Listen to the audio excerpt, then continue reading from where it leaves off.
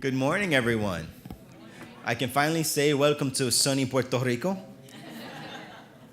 And we know that's going to be a competing interest for a few of those who are not as entrenched in the education of our kids. They may be on the beach, however. We are here to address this very important topic, and I just wanted to say thank you all for taking the time to be here with us, and certainly to our panelists. I'm Assemblymember Robert Rodriguez. I represent East Harlem El Barrio in the New York State Assembly.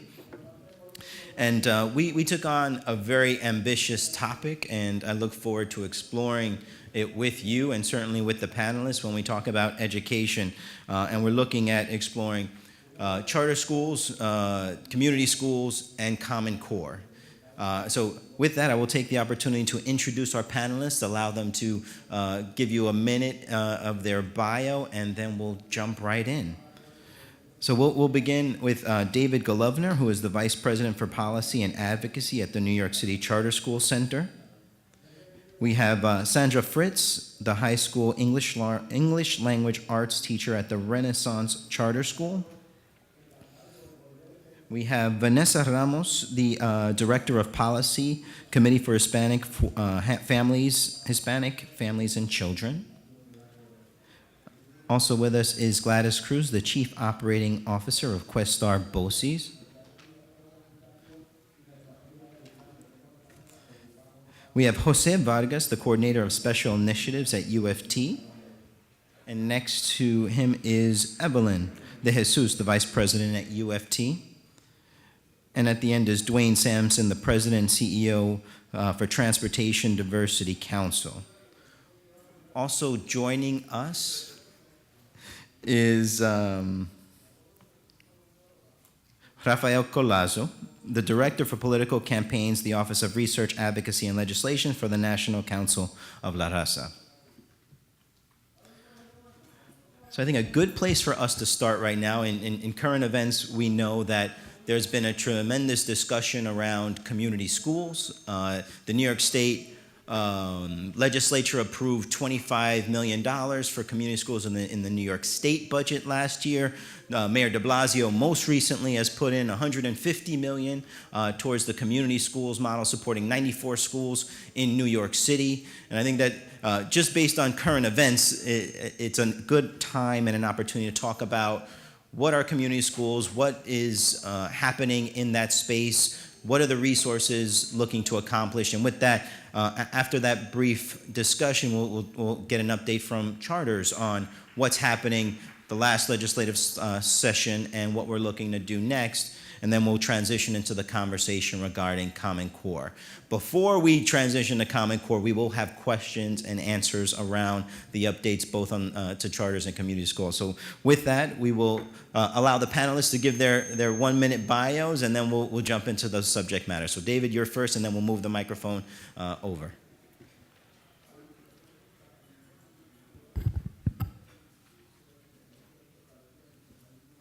Hello. Hi, I'm David Golovner. As I said, I'm the Vice President for Policy and Advocacy at the New York City Charter School Center. I've been working in democratic politics for a little over 20 years or so. I've managed campaigns, worked for a lot of nonprofits. I cut my teeth working for Planned Parenthood in the early 90s during Operation Rescues, protests at abortion clinics. And most recently came to the New York City Charter School Center, which is an independent nonprofit organization that supports New York City's charter schools. We're not a membership organization, we're independent. We are set up that way intentionally so that we can advocate for the model. We don't advocate for specific schools necessarily. We believe that charter schools should be given a chance to prove themselves and to have a good student achievement. If they don't, the schools are closed. They're given a 5-year contract or a charter in order to operate. And at the end of that 5 years, there's a renewal process that decides whether or not the school will remain open.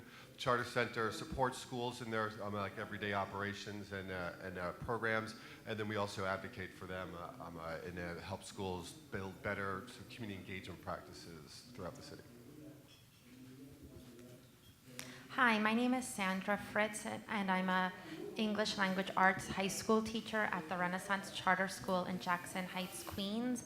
We're a small, independent, unionized charter school. I'm a very proud member of the UFT, and I'm very happy to be here with you today. Good morning, buenos dias. My name is Vanessa Ramos. I'm the Senior Director for Policy at the Committee for Hispanic Children and Families.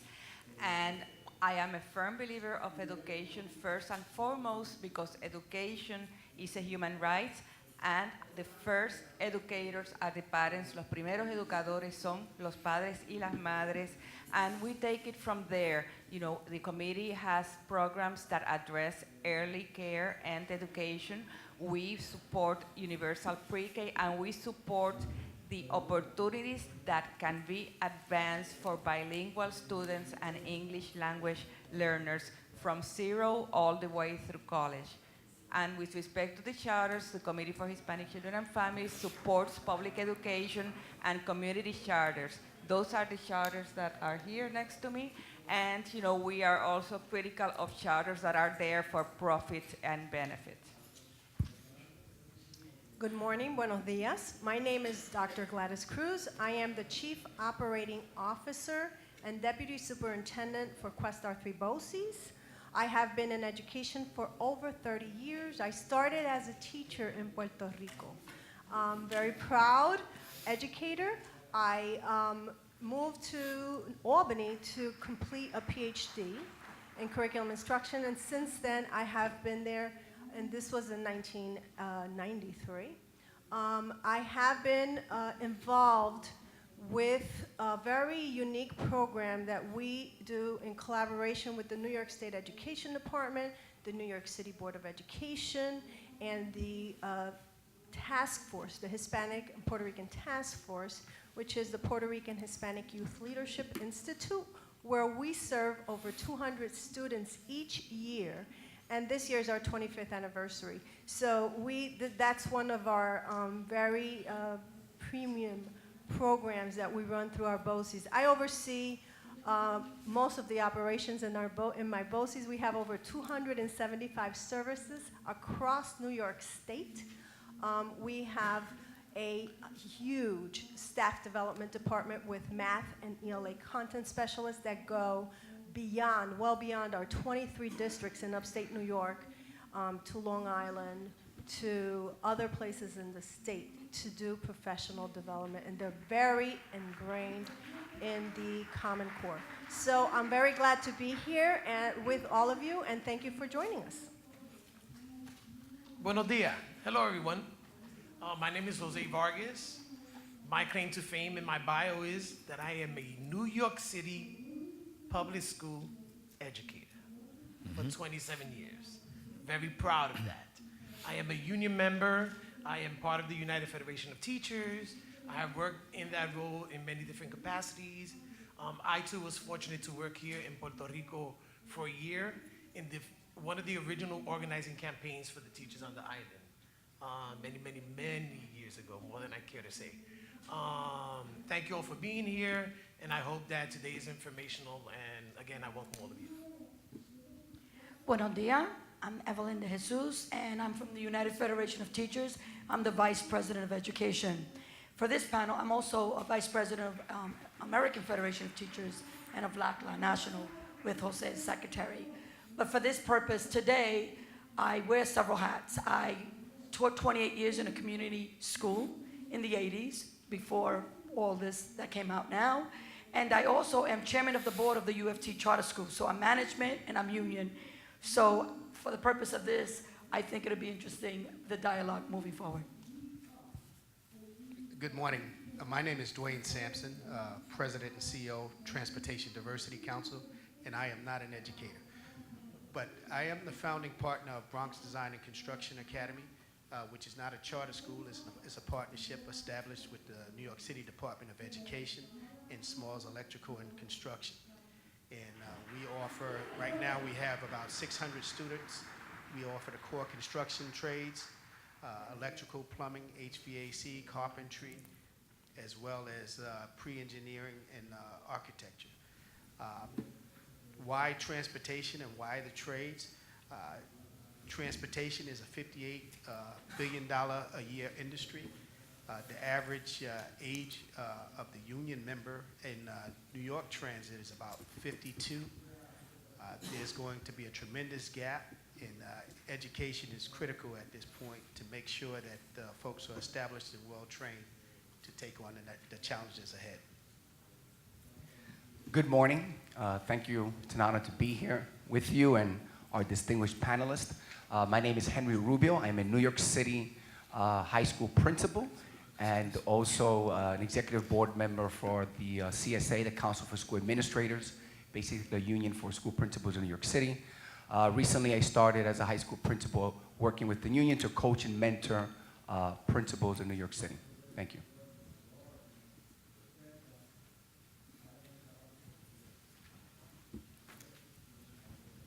Good morning, buenos dias. My name is Rafael. I'm the National Director of Political Campaigns for the National Council of Raza, a national Hispanic Civil Rights organization. In terms of my personal bio, probably the thing I'm most proud of on a professional level is began my career as an organizer between the 2008 and 2010 electoral cycles.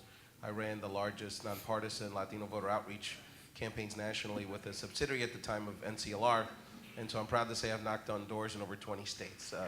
From the Bronx to Las Vegas. One day I'll write a book about those experiences. Very, very interesting when you're knocking on doors in Pueblo, Colorado, and people are looking at you funny with my accent. But very proud to be here today. In this capacity, NCLR is really proud to work with our local affiliates like the Committee for Hispanic Children and Families. To first of all, and we started this past year, to really educate and inform Latino parents and the broader Latino community around Common Core and some of these issues around education equity that all of our panelists are working on. And I'm sure during the discussion, myself and Vanessa will share some insights about that journey and some of the findings that we've had. But needless to say, we're looking forward to continue to work with the rest of the panel and everyone here on advocating for the resources that our children need to thrive within Common Core and within our school systems. So as you can see, there is pretty much no area of education that we probably don't have represented in some way, shape, or form on our panel. But we wanted to make sure that we could have the discussion in a real substantive way about how do we support our schools, how do we support well-performing schools, and how do we support underperforming schools in a meaningful way. So, with that, I want to open it up to an update on community schools, and a little bit of background, if the panelists can share, on what's the model, how is that to work, and the resources that are necessary. I heard from our representative from NYSET that in comparison to the contribution, that the state has made to community schools with only $25 million in a selective process, that it pales to the commitment that's being made by the city, allocating $150 million towards 94 schools to really get them the kind of support that they need. And I think we all understand, at least certainly as legislators, that we need high-performing schools in our districts, and we need to support those in a variety of different ways. And oftentimes we look at the education system to provide alternatives. And it looks like we have two meaningful alternatives at the table that are being pursued, and let's talk a little bit about what that really means. So with that, I'll let Evelyn and Jose talk about it.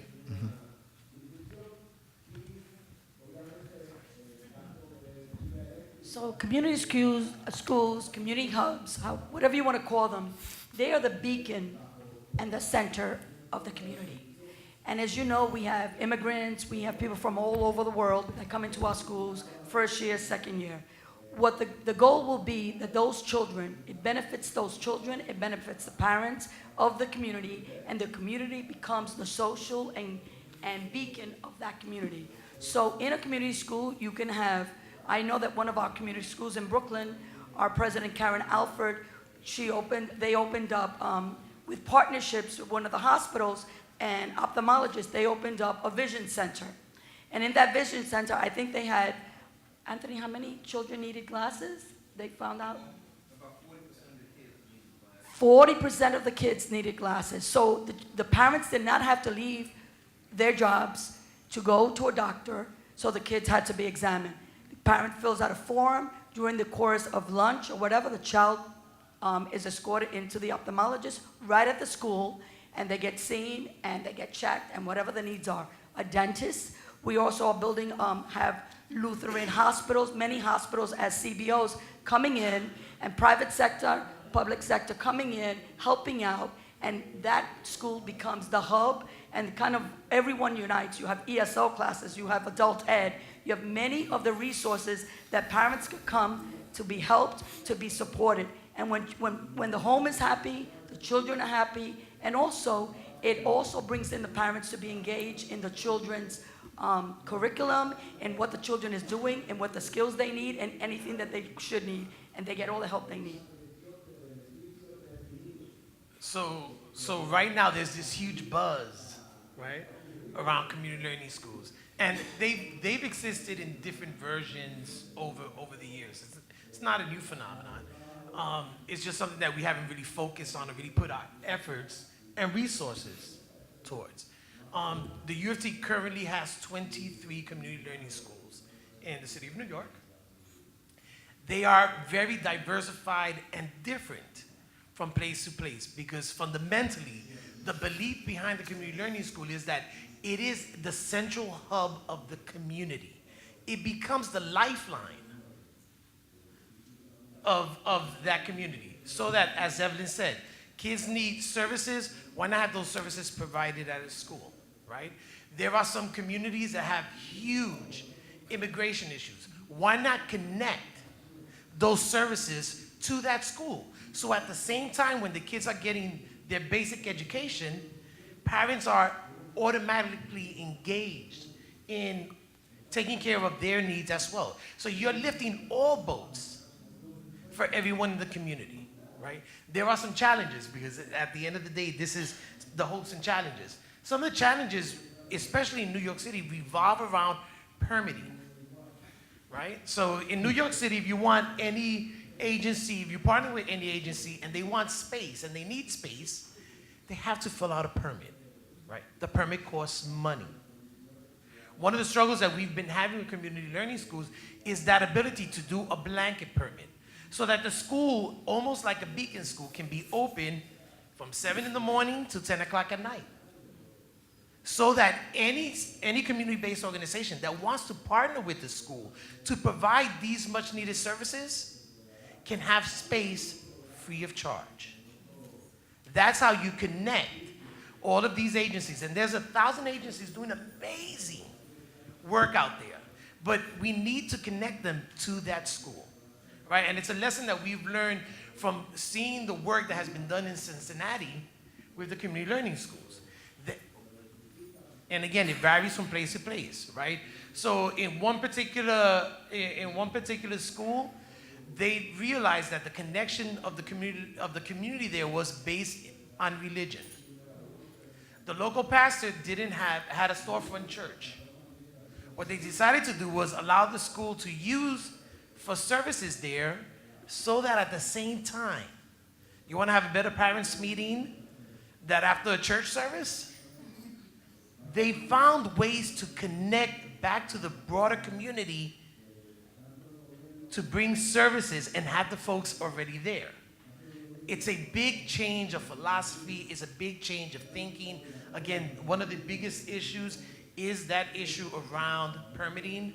And I will say this, money is always welcome, right? Money provides a lot of resources. But if you're gonna provide money, please don't take the money off at the other end, right? Because that's what happens. So the catchword right now is community learning schools.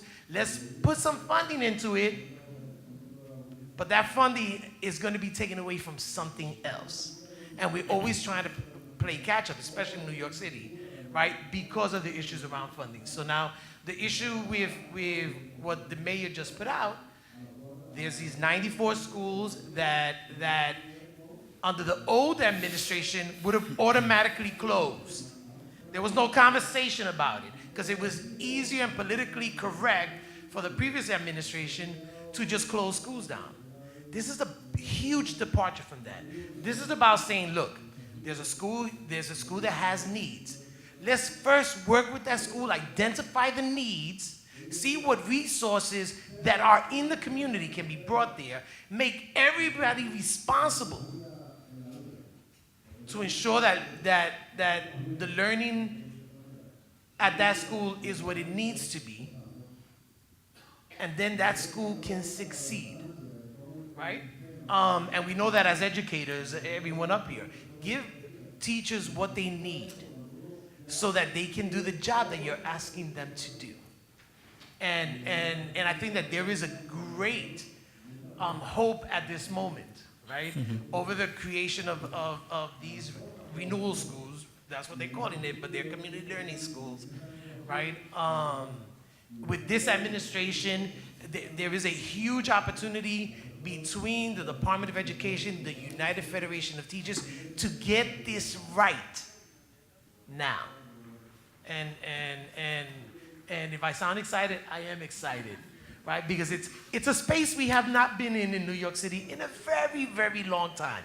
But we are there at this point, and I do believe, and I've seen the work that we've already done, I believe that these schools we're giving these schools a great opportunity to really engage in a way that is beneficial for the learning outcomes of all the students in the school. I just want to say something that I want you to know that every stakeholder, there's an advisory board. So every stakeholder comes together quarterly because everyone has an agenda. If you're a hospital, you need, services are being paid. So use Medicaid, whatever that is. So everyone has a stake in it. And during those meetings is where things are negotiated. If you're a hospital, if you're an ophthalmologist, you could be a CBO for after school, whatever that is, everyone comes together and said, okay, how is this going to benefit the child first, the community, and my personal agenda, whoever I work for, how is it going to help? And that's where things are negotiated, and you meet on a periodic basis. So everybody wins. It's a win-win for everyone. And as we say, the schools do not close, so they have the opportunity. Henry, you want to say? Well, I know Vanessa wants to comment. Before I pass that over, I want to recognize a few of my colleagues who are here, and I thank you for coming out. We have our Senator Phil Boyle from Long Island, Assemblymember Brian Kavanaugh, Lower East Side, Assemblymember Nili Rosick of Queens, and Councilmember Rosie Mendez of the Lower East Side as well was with us. So before I turn over to Vanessa, this sounds like, I'm a kid of New York City, product of the public schools, grew up in El Barrio District 4 in the 80s when things were being tried that were different, where there was a sense of community engagement, probably one of the most active superintendents and school district boards probably ever in the history of New York City schools, where we did alternative schools, which are little schools in public schools, still public schools, and that became a model that has been used arguably for charters and resurged now when we talk about some of the community schools and the wraparound services that are being provided. So I'm a product of that school system and trying different things to be able to provide outcomes for kids. And sounds like we're going back to something that's rooted in the community and that's rooted into providing the services that are necessary. But the reason why we have community schools and charter schools is so that we can move forward the educational agenda in a way that's meaningful. And I think some of the things that have been highlighted in that model is extra school time for kids, after school programming for them as well, not just for middle school, as being vitally important. One of the questions that came out in the study is that there's less educational experiences that are outside the classroom, cultural experiences, arts, music, things that create more well-rounded, but also are vital to the learning process for our kids. So those are some of the things that we envision in our community schools model, and certainly have been incorporated into other models that have shown to be successful.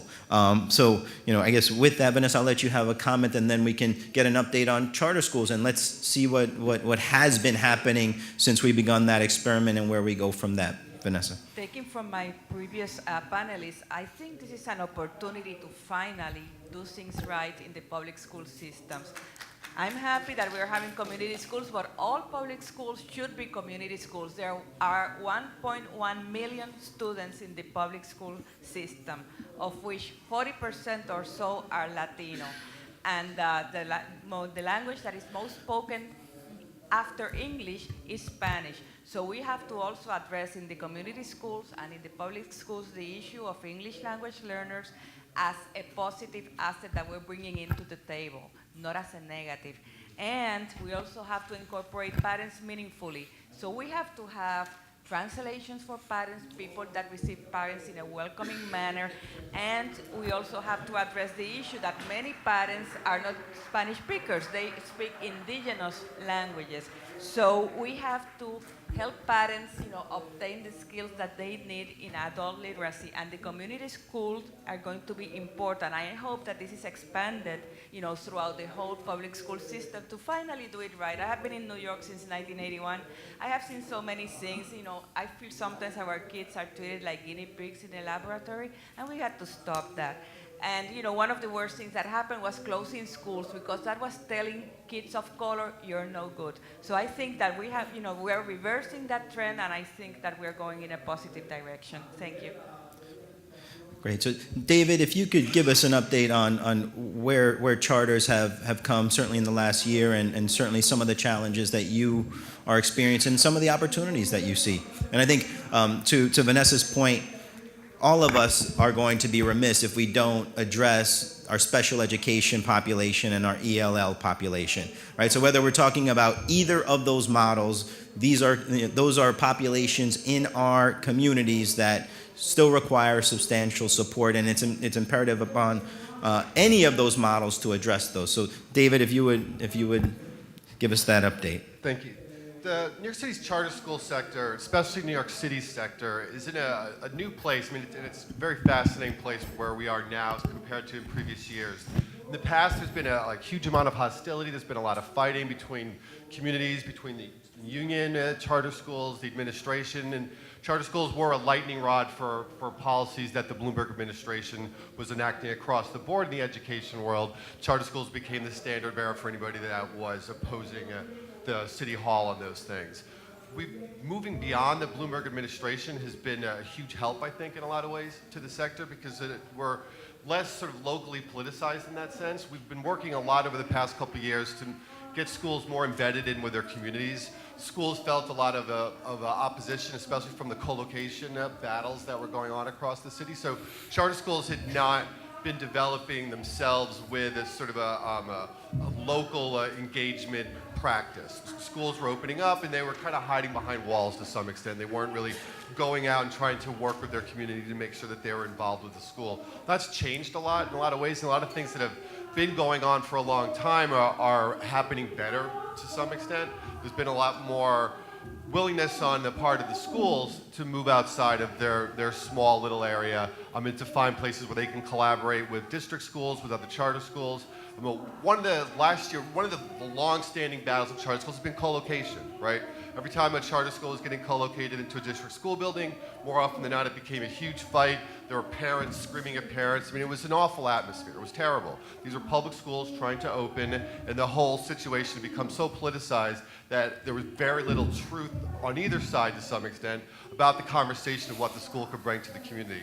One thing that happened last year that's interesting, and it's not really covered this way by the press or the conversation about co-location hasn't really changed yet, but the sort of necessity for local co-location battles is gone, really. Before, if the charter schools are authorized by the state, not by the city. So if the state authorized a new charter school, the city was kind of left in a situation of, I have to find a place for this, or else they're going to be battling for their survival, because the school had no alternative.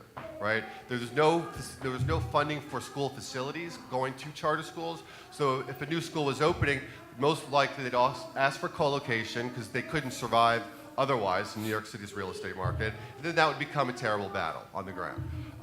Last year, the legislature passed a new law that requires the city to either give new charter schools, a co-located space in a public facility, or provide them rental assistance. In essence, give them money to pay rent. It sounds like it's sort of an unfunded mandate.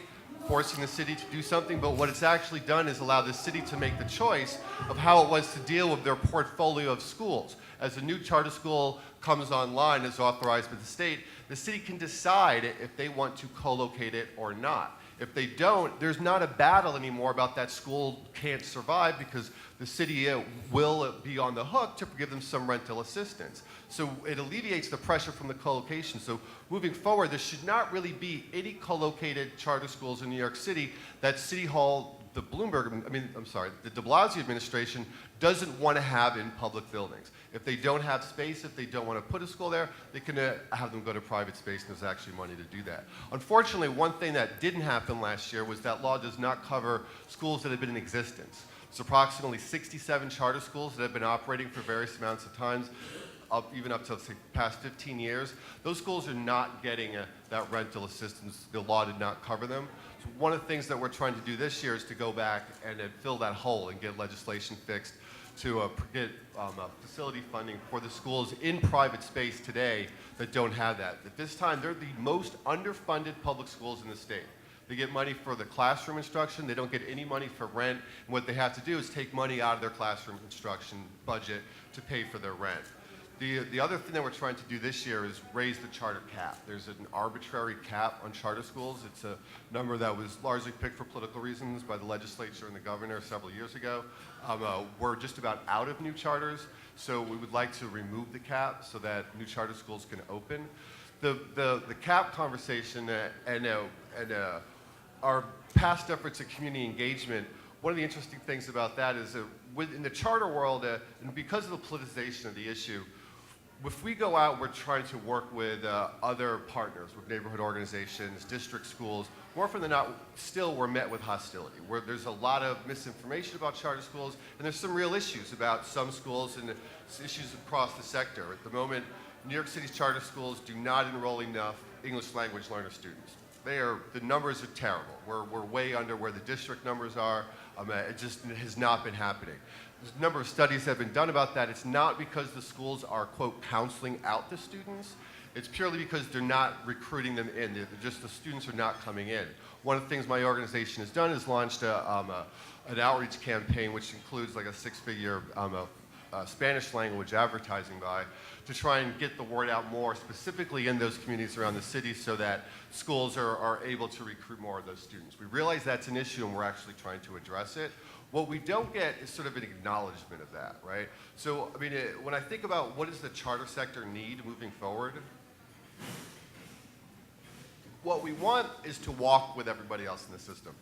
We don't want to be this sort of outside entity that is a lightning rod for politics, that is, hurled negative comments and remarks at sort of every chance somebody gets when we go to a community meeting or something. We are part of the system. We are public schools. We want to be able to operate in that way. We want to be able to call even a district school or somebody else and try to find a way to collaborate and not be met with sort of a wall of silence. More often than not, charter schools are treated like a virus that has to be contained. They're public schools trying to educate public school students. The charter model is a governance structure. That's all it is. It doesn't mean that the school is great or the school is bad. It's a governance structure that means that Tweed, City Hall, do not have the same bureaucratic control over the individual schools as they do on the district. There's pluses and minuses about that, which is why in our system in New York, we have charter schools, we have district schools, we have what's called a portfolio system of schools, which is schools with different governance structures. On the district side, there's schools that have a variety of admissions policies. About 30% of middle and high school students on the district go to a school that has a selective admissions policy, which means that you either take a test to get in, you submit a portfolio to get in, things like that. You have to apply to get in and then wait to find out if you did it. The charter world, there's no selectivity of the admissions process. It's purely done by enrollment and a lottery. Lottery is random drawing. So if there's too many people that have applied, that's how many seats. I mean, not enough seats. They do a lottery to see who can actually get in it. The problem with charter schools and trying to collaborate with the community is overcoming this hostility. It's overcoming not just the misinformation, but just sort of the attitude about charter schools that there's this blanket opinion that charter schools are all wrong. I've been working in this organization for about 4 years now, and have been trying to push schools to do better community engagement practices, have been trying to work with outside organizations to get them more involved in the schools. And there's an incremental change in that, but it's the same attitude to a large extent as if we were still being used by the city hall as a bludgeon against the union, which is not the case anymore, right?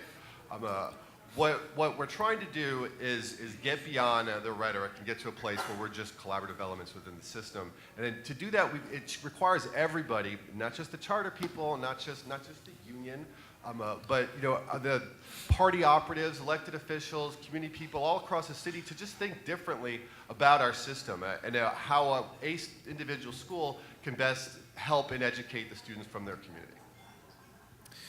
There's also another model represented on the table, and I think that's where a good opportunity for Dwayne to come in and speak a little bit about the program that he has. Because I think one of the things that we recognize is that alternatives for the variety of issues that are impacting our communities for our kids are necessary. And I think Dwayne has a third model, and I'm sure there are others out there, to talk about what he's been able to do and the model that he's chosen. So Dwayne, if you could tell us a little bit about your experience in the program. Yes, thank you, Assemblyman.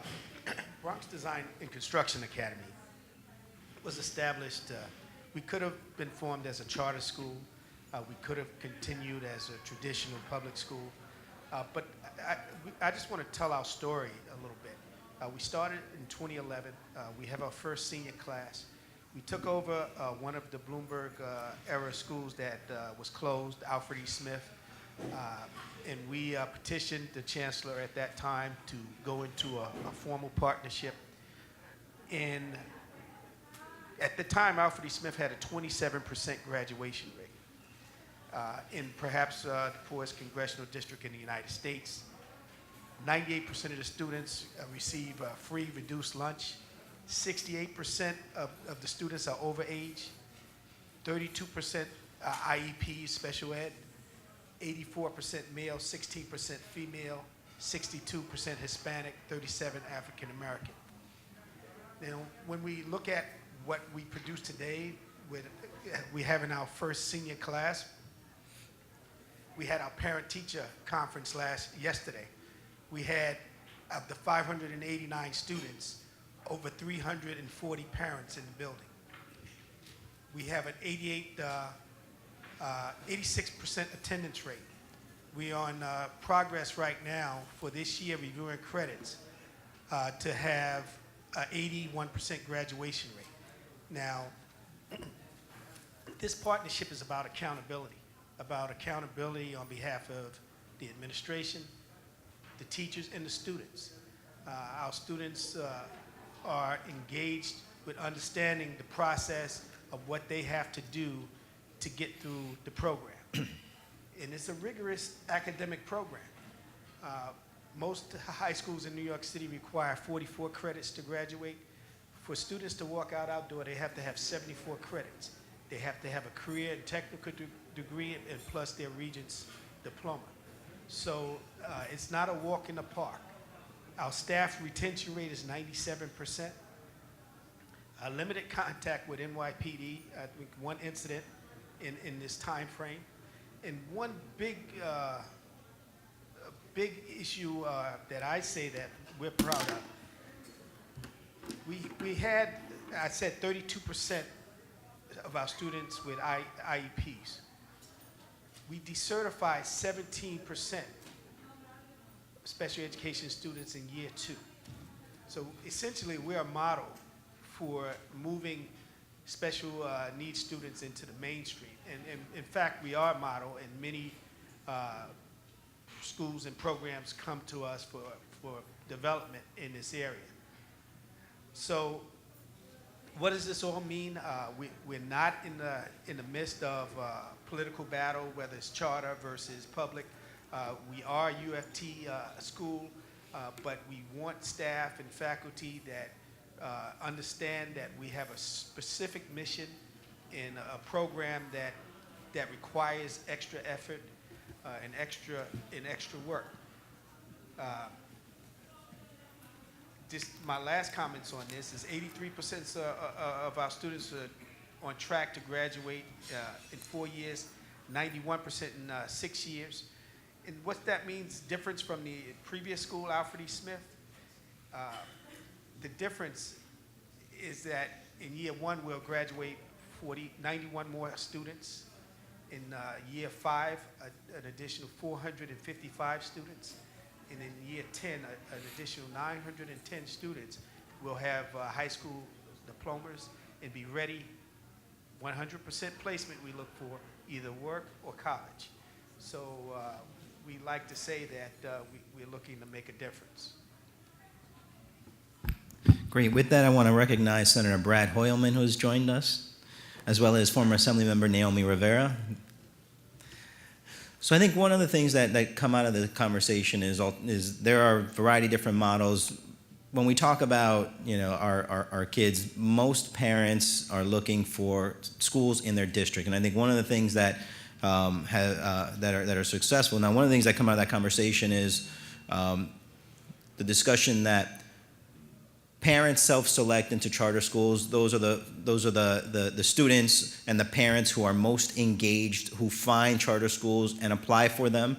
And then after the lotteries happen, our public schools are left with everything else, right? So the models like community schools, are probably dealing with those with more intense needs, less support systems, in the home, and are essentially struggling to both provide those services where they don't already exist, which creates kind of an imbalance in a sense. So that's important to address and put out there as a potential reality, because for charters to take that next step and engage the English language learning population, which we know accompany a number of those needs, you kind of have to address that imbalance of marketing and that disconnect in terms of engagement that is currently being addressed, by the public schools.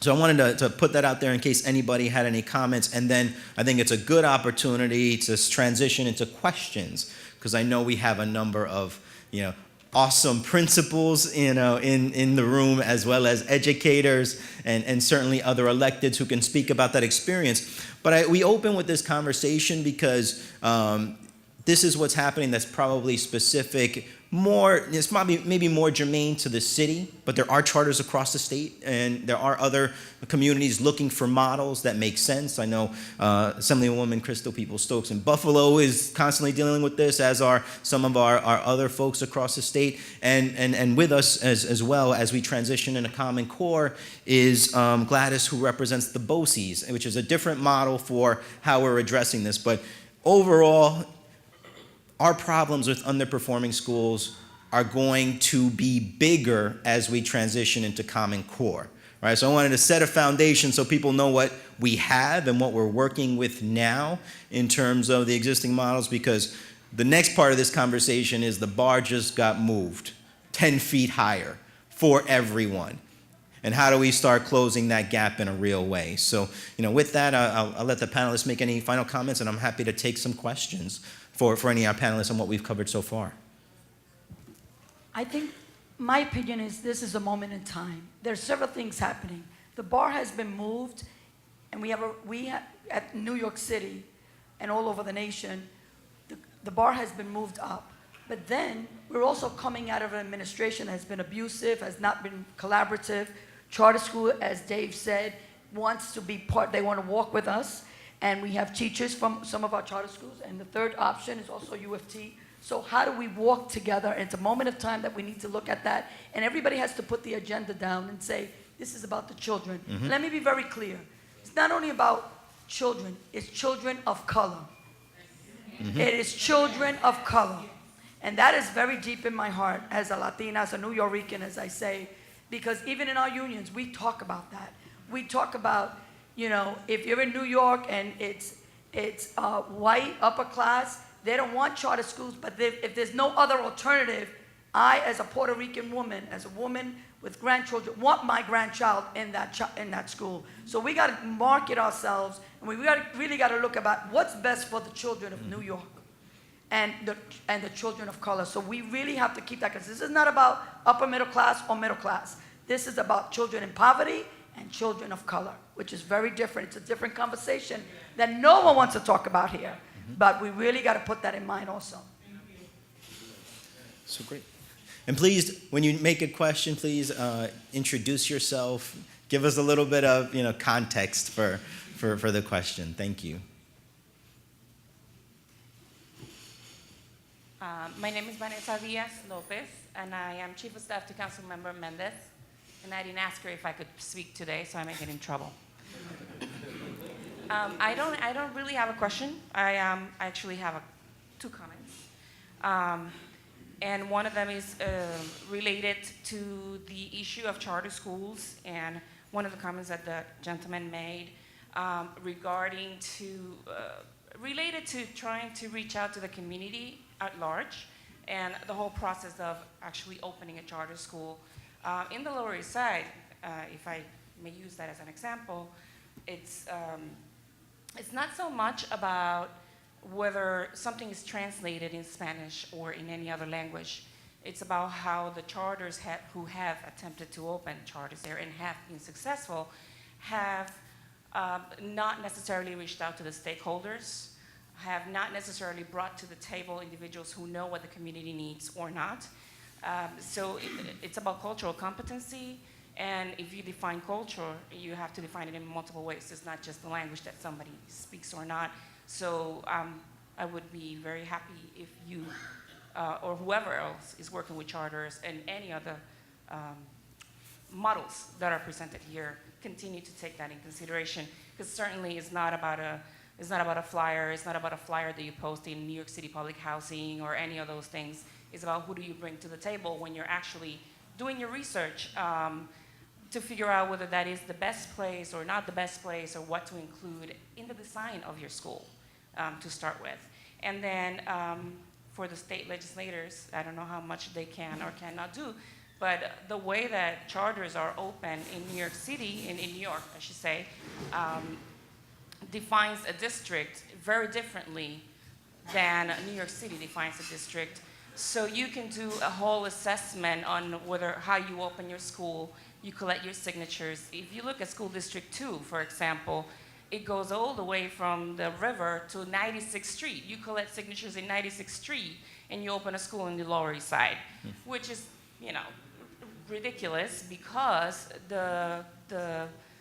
everything is different, right? 96th Street, and then the middle, all the communities are different. So in that sense, it does not take in consideration what the community may need, and more so, the trustees allow for changes, non-material changes, and whatever can be done around that will be great, and so that's what I wanted to say. Great. Those are good comments.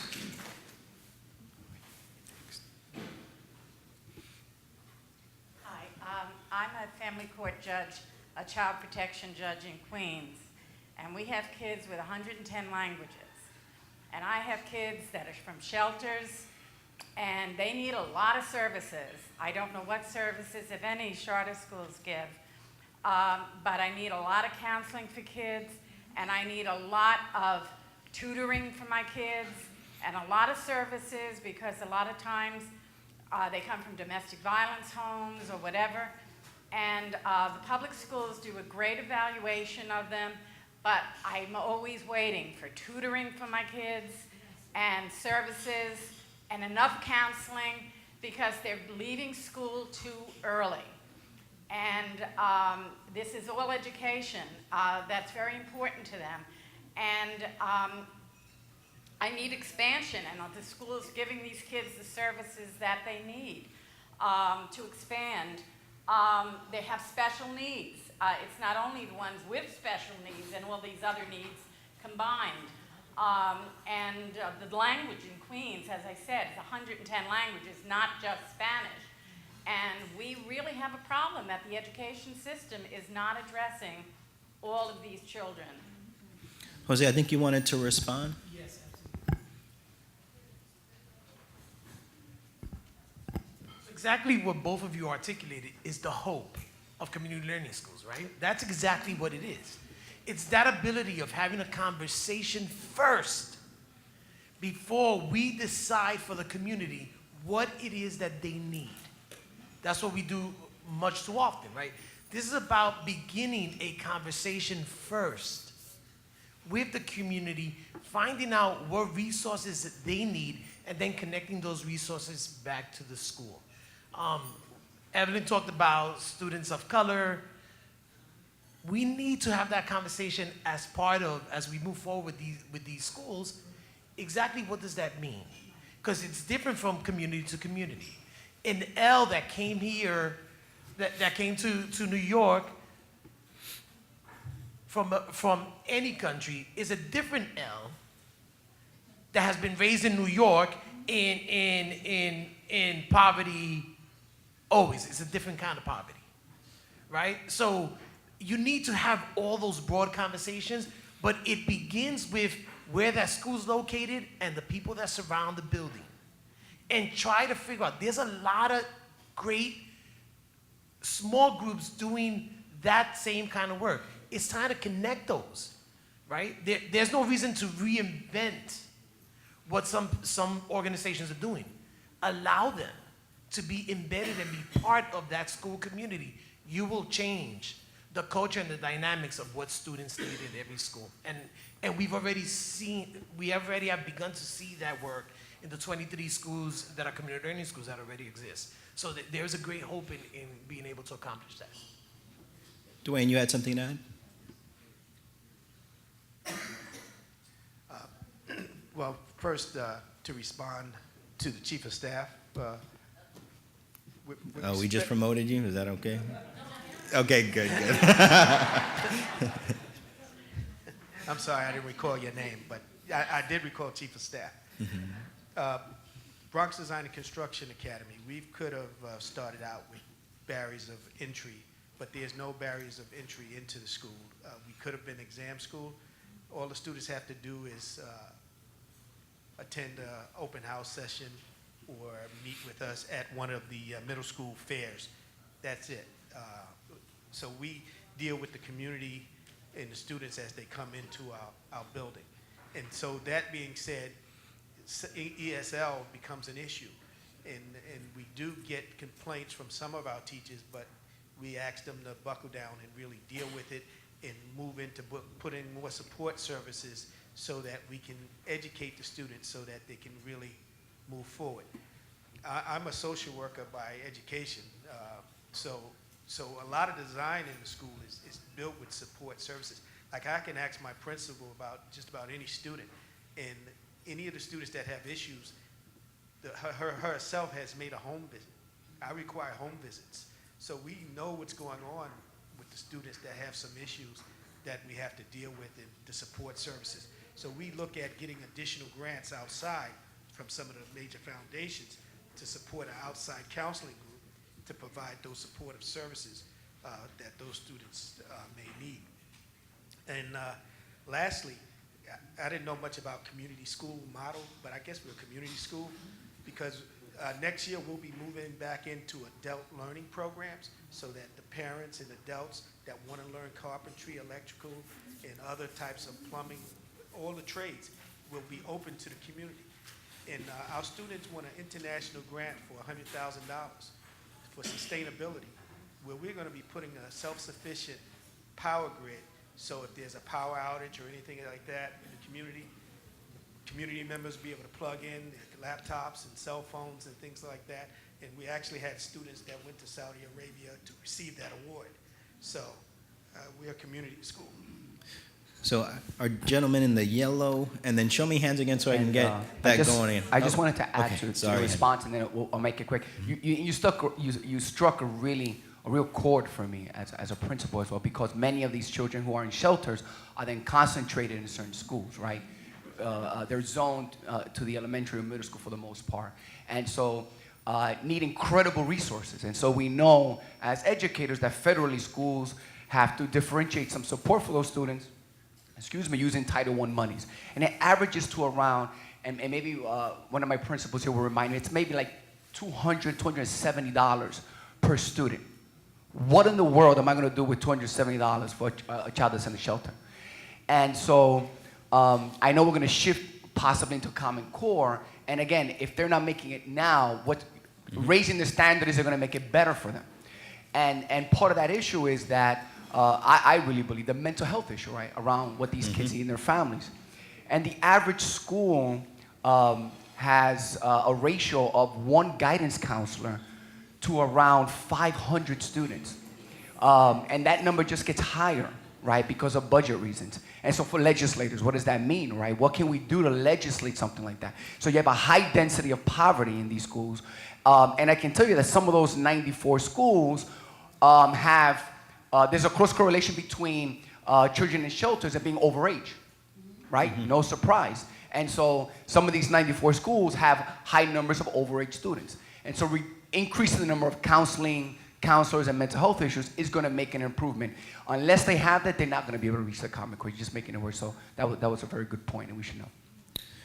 Well, I think we're going to do the yellow, then we're going to come here, and then Senator Hoylman. But we have to address the elephant in the room, right? If we left this room and didn't mention the Campaign for Fiscal Equity, if we didn't mention the fact that we are still on the hook for somewhere in the tune of $4 billion for high needs districts, then we would be remiss, right? So I think it's important for us to know that there's a call to resources and a commitment that is still unmet in order to addressing some of these, and we have to know that some of those resources have to be applied in addition to education towards supporting the social services around bringing on the underperforming schools and students who are going to dramatically need that support as we take the step to Common Core. So my friends in the yellow, and then a young lady over here. And then we're going to get the back. Don't worry. I'm glad we have an active audience now, and we can hear each other, since the labor breakfast ended. Good morning. Donald Nesbitt, Executive Vice President, Local 372, New York City.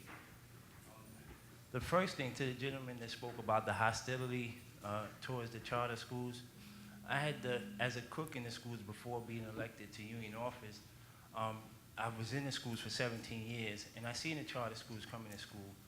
And part of the hostility came from not to sit down in a dialogue with everybody when the charter school came into school. As a cook, I walked into the school, didn't know the charter school was even existing in the building, but I found the administrator in the charter school in my refrigerator. And so I said, do you know that if the Department of Health walks in here, I'm getting cited for that? And he took it as me being hostile towards him, but it wasn't that. I would have got a lot of kickback from that if the Department of Health had seen him doing that. So moving forward, I think there has to be dialogue with everybody that's in there, not just the administrations sitting down and talking. Everyone plays a part in the school community. Next thing, because I got a range of notes and comments, the community schools, I went to the mayor's forum on the renewal schools last week, and I think it's a great plan. We sat there, and the president of my local, we agreed it was a great plan. However, we was a little bit taken back that you talk about engaging parents and you don't speak on the parent coordinator who does that. The parent coordinator outreaches to the communities. There was actually no discussion with Local 372, and we have 25,000 members who support the teachers in what they do and the administrators in what they do. Long before a child gets to the classroom, they come in contact with our school crossing guard, they come in contact with the lunchroom worker and the school aide who engages the kids, who sit down and talk with them. As a cook, I also coached a basketball team, so a lot of the kids gravitated to me.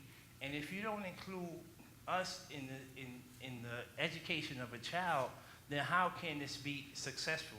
So moving forward, we are going to speak with Mayor de Blasio about being part of the discussion here. I do applaud his effort in trying to go away from what Bloomberg had did to destroy schools in the last 12 years. And now to the gentleman who spoke on the Bronx construction school, I applaud those efforts. Any child can succeed. when you give them a vision moving forward.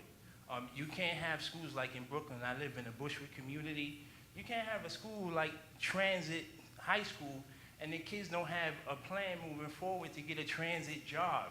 So putting a vision in front of any kid, a kid can be successful. It's just we have to plant that in them early, raising them up in schools where they have something to look forward to. Right here. Good morning. My name is Carmen Charles. I'm from New York City. I represent public healthcare workers. And while I don't have any kids in public school, my kids are adults, but I do have grandchildren.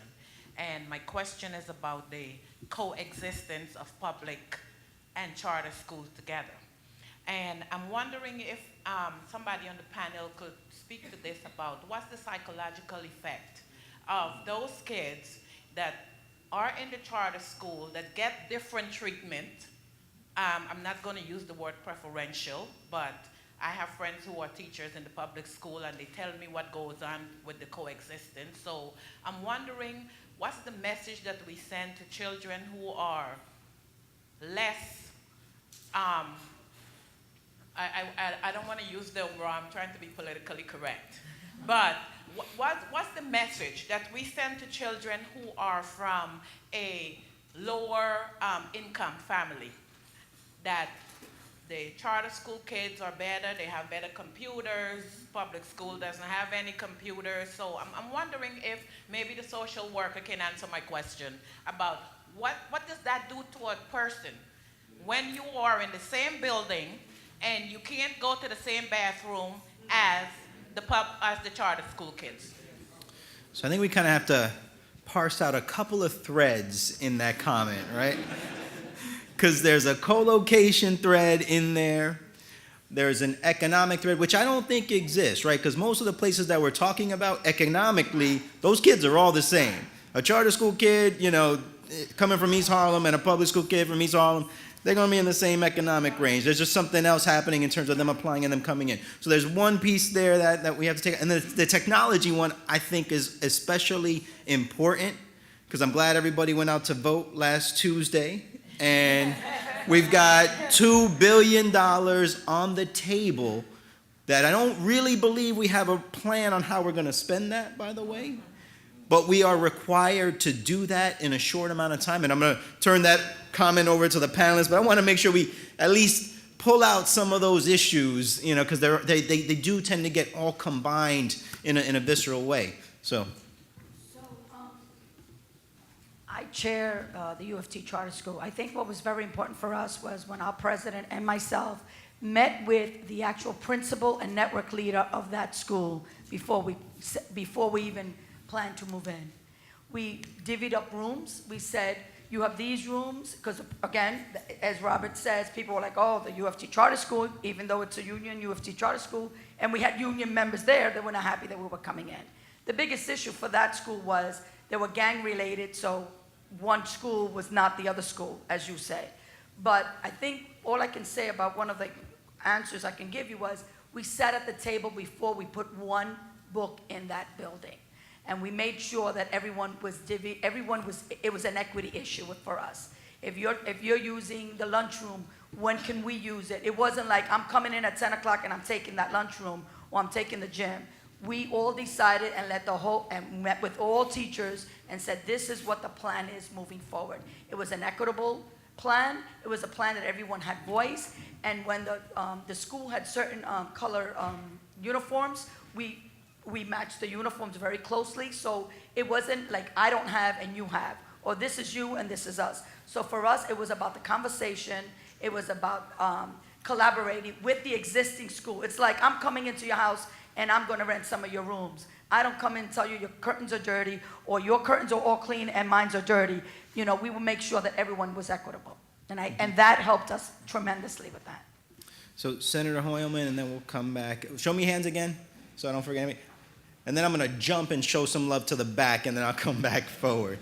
But on that technology thing, we all have to follow that closely, right? The Department of Education is supposed to be putting together a technology plan on how to utilize some of those monies, as well as making sure that some of those monies goes towards facilities for those kids who are learning in trailers. So there's a lot that has to happen there in a short amount of time, but there's $780 million potentially coming into the city for that. And shame on us if we don't go to our CEC meetings and go to our superintendents and go to Chancellor Farina and put our ideas on how that money should be spent in our communities and in our districts. So that's what I'm doing, and I'm suggesting you do the same. So, Senator. Thank you so much, Assemblymember. My name is Brad Hoylman. I'm a state senator from Manhattan. I represent both the West and the East Side, and happy to share a district with Councilmember Mendez. The other elephant in the room, Assemblymember, in addition to CFE, are Tuesday's elections.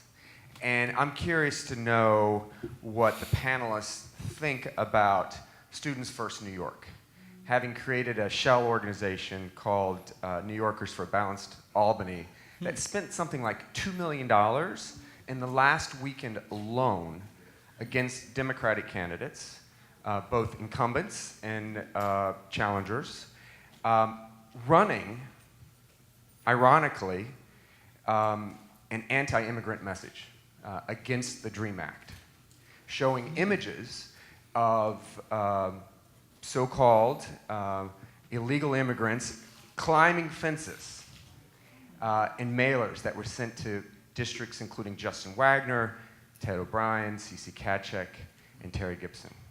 And that was $2 million in the last weekend. They actually ended up spending more money than even the Real Estate Board of New York on some of these marginal seats. So what I'm concerned about, Assemblymember, is as we go into the session on January, we want a dialogue with the charter school folks.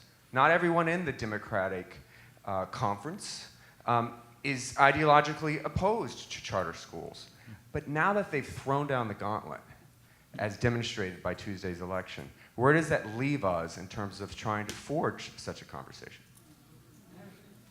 Good question. Was not aware. David, you want to say something? Before we get to that question, I just want to recognize our Bronx Borough President, Ruben Diaz, has joined us. David. Oh, microphone. Thanks. I'll take that. I think it's unfortunate. I mean, let me just say, I take off my New York City Charter School Center hat. We're a C3 organization. Charter Center has no opinion on electoral politics. Being somebody who's been a Democratic operative most of my career, I started working for Democratic elected officials 15 years ago. Watching Students First put their money into Republican campaigns, personally, yeah, I'm not a big fan of that, right? I mean, I would like to see the Democratic Party moving forward in ways that it was not able to do this year. I mean, and I'm also, no problem with the Republican Party, but I mean, in this state, Democratic Party to a large extent has views much closer to my own, right? Students First put their money into the Republican Party because the Democratic Party in New York does not embrace the ideas of education reform. Whether it's charter schools or a lot of other issues within education reform, there's a lot of hostility there, right? The Democratic Party, I mean, and I don't mean to sound closed-minded on my part, but the party's got to move forward, right? There's not a back and forth dialogue, and I'm saying this as somebody that's been trying to meet with elected officials and community people and party people for years now on this issue. We don't have an open, honest dialogue in general about these issues. Too often it's clouded over with just rhetoric and misinformation. And not all, I'm not blaming the party because it comes both sides. You're absolutely right. What Students First did was they made a bet on what was going to happen this year, where their money would do the best good for their issues, right? They do not represent the charter sector, right? Students First is an organization created by several people. They have a bunch of money. They have issues that they advocate on. They're not a membership organization. They're not a charter school advocacy organization. They have a broader agenda than just charter schools. You'll find that a lot of charter school people in the city may or may not support their agenda in particular. There's a lot of different characters within the charter world. One of the things that we suffer from is these blanket sort of statements about who we are. We're all Eva Moskowitz, right? I mean, we're all, there are certain lightning rods that a lot of people don't like. And I use Eva as an example because she is probably the most well-known person in the charter world and one of the most hated people in the charter world, right? She does not run every charter school. She runs some charter schools. Her views are not the same as they are in every other charter school. I mean, as other charter leaders have, right? But we can't have those kind of individual conversations because when we go and try to meet with people, they see students first. They see, you know, some of the louder organizations, and even to some extent some of the more funded organizations than, say, mine is, right? So we suffer from sort of being in their coattails in a negative way to some extent. But from a political, you know, standpoint, what Students First did, same thing that every other sort of advocacy type organization engaging in elections did. It wasn't a sham, I mean, a shell corporation they started. It was a PAC, right? And PACs generally have different names. NYSUT's PAC is called Vote Cope. It doesn't speak education to me unless I look down at the acronym. Like, that's just the way people use the system, right? It's not great, but that is our political system. They put their money into the Republican side because that's where they thought they could get the most, you know, sort of votes moving forward in the legislative session. What we would like to see, my organization, I think, you know, on an individual level, most of the charter leaders around the city, is to get away from that. We would like to be able to engage in sort of all sides of the electoral world and the political world in the same kind of conversation. It's very hard for us to do that. And like my group, we're playing the long game. Like we're going out there and we're meeting with elected officials. This past year, what we've been doing was focusing on Democrats in the state Senate. Like that was one of our primary targets because there are very few relationships there between charter schools and their state senators. New York City has primarily Democratic state senators, so we can't rely on suburban Republican senators to hold our issues. That's ridiculous. We need our elected officials within the city to be talking about our issues, to be talking about how to support our schools, and not looking to the suburbs, looking to other parts of the city. So our organization has actually been very, very pointedly trying to meet with the Democrats in the state Senate and the Democrats in other sections of the government. Thanks, David. Now I have to play moderator, and I know I'm going to leave a lot of unhappy people, but we still have to have at least a little bit of a discussion on Common Core. So with that, I'm going to hold some questions to the next segment and give an opportunity for us to talk a little bit about what Common Core means. And one of the themes that I wanted to touch upon was, what does Common Core mean to the Latino community? His smaller group, and therefore we're able to responding to 12 students as opposed to the classroom teacher having his regular size classroom. And it really makes a difference. It makes a huge difference for students that may be too shy to ask the question. You can actually give on-the-spot feedback. I can walk around the group, really give a support to that thesis statement that so many students struggle with. But the bottom line is, if students will learn better if we have smaller class sizes and we hire more teachers. That's what's going to make the difference. Evelyn. So I want to close it. I guess we're close to being finished. We have good news, and this is the good news. We want to leave happy, right? So this is the good news. The good news is that our contract in New York City gives time for teachers to get together and PD. So for all the assemblymen, city councils, go into your schools and see on Monday afternoons what is going on. Teachers are getting together and looking at these Common Core standards, however they see fit with their principals, because I have to, CSA and UFT are partners in this, and the DOE. So this is that moment, that window that I'm talking about. I have a lot of faith. I'm a woman of faith. So I believe that this is going to be it for us. And we're getting together, and on Monday afternoons, teachers are getting together, collaborating, intervisitating, and saying, what is best for this third grade class? What is best for this fourth grade class? And really looking at these Common Core and coming up and looking at the curriculum and saying, how are we going to teach this? You may be in day 1 where I'm in day 3. That's number 1.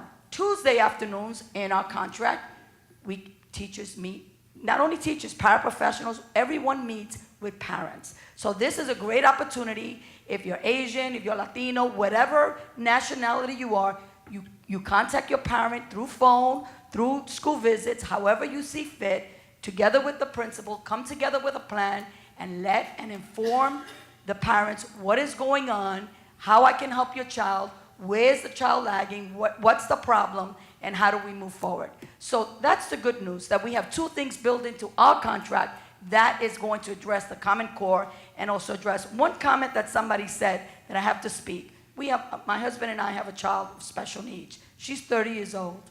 She's been in college for 6 years.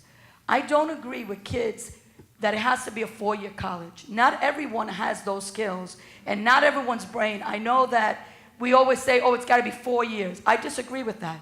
If my daughter finishes 6 to 7 years and it costs me more, that's fine. But the bottom line is that she finishes. And there's many of our children, and as Jose says, some are institutional L's that come up the ranks and are different needs than kids that come and go into these international schools, and in 1 year they get it because they come from schools and families that are very enriched. They just don't have the language. So we cannot, as Robert said, we cannot market kids or brand kids in a certain, and as David said, even charter schools. We have to really look, and it's incumbent upon us as union leaders and as parents, as grandparents, to really know the facts. Because many of us sitting here today, I bet you don't know the difference. And we really gotta, I challenge you, that's my ask. Be informed, know what's going on. If you're not sure about charter schools, if you're not sure about Common Core, if you're not sure about L's, talk to your principals, talk to your legislators, and push that envelope. Because this is the window that we have. Don't let that window close, and don't be the one closing it. Well, Vanessa and then Rafael, and then I'm going to open it up to questions, and anybody who wants to hang out a little bit longer with us, because I know we're going over time, to get those questions answered, I'm happy to be with you for that.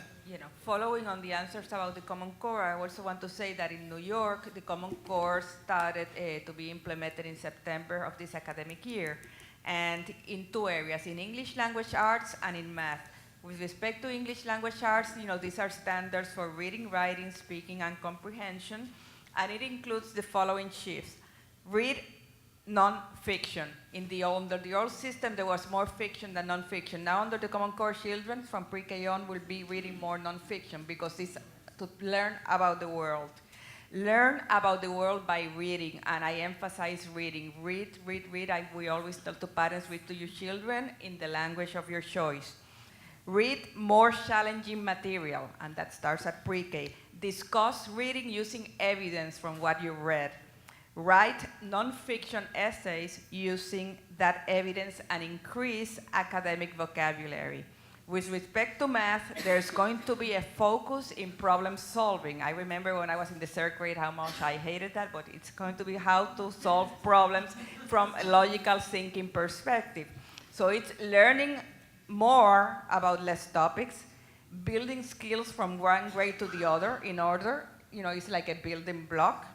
Develop speed and accuracy, really know it, use math in the real world. Example, if you know that a square, is side 2, you said, okay, let's go into a room and tell me, how can you use this square? How can you use this rectangle? What is a rectangle in real life?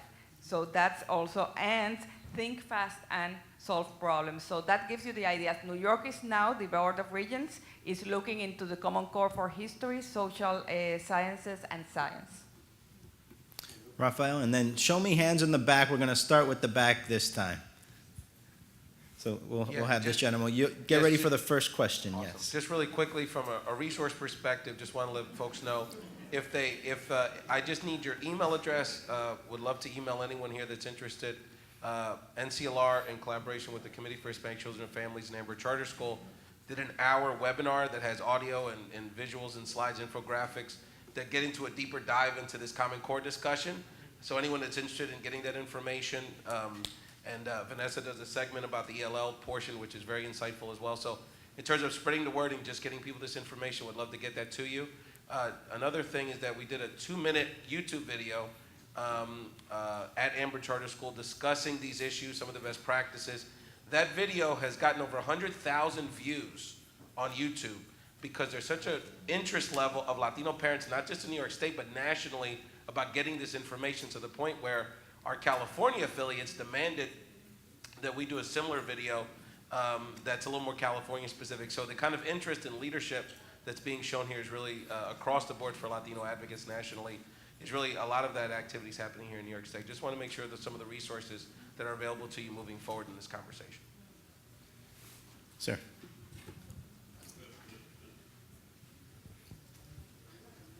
Show me hands again so I can get the next one ready. All right, Peggy. Good morning. My name is John Connie. I'm a retired New York City elementary school principal. And I just wanted to comment about community schools, which are very near and dear to my heart. My school was one of the original community schools in the mid-'80s under then Governor Mario Cuomo. And the beautiful thing about community schools, I'll give you a very, very interesting piece of data. My school was a 99% poverty school, yet we scored in the top 1% in math and reading. It can be done. Yes, it can. It's also a natural form of collaboration. All staff, parents, and students must work together to make it work. The beauty of community schools was it was a 5-year program at that time. I don't know the model today. They gave us $1 million, an additional staff member, the resources to have extended day, the after-school program, Saturday academy, summer school, everything you can imagine. But the difficult thing, and this is the challenge, we had to institutionalize all of the resources we were getting because the funding ended after 5 years. So you need to plan proactively. But the fascinating thing to me is the fact that for 12 years, the Bloomberg administration chose to use the punitive model. And instead of helping schools, they walked away. The de Blasio administration, fortunately, is using the supportive model, which is based on community schools. They work, and what my colleague said earlier, every school should be a community school. The problem is the money's not there, the resources. If the Department of Education were a corporation and the bottom line was the success of kids and it was cost effective, everybody would buy into it. It works. So my state committee person and district leader Peggy Morales has a question.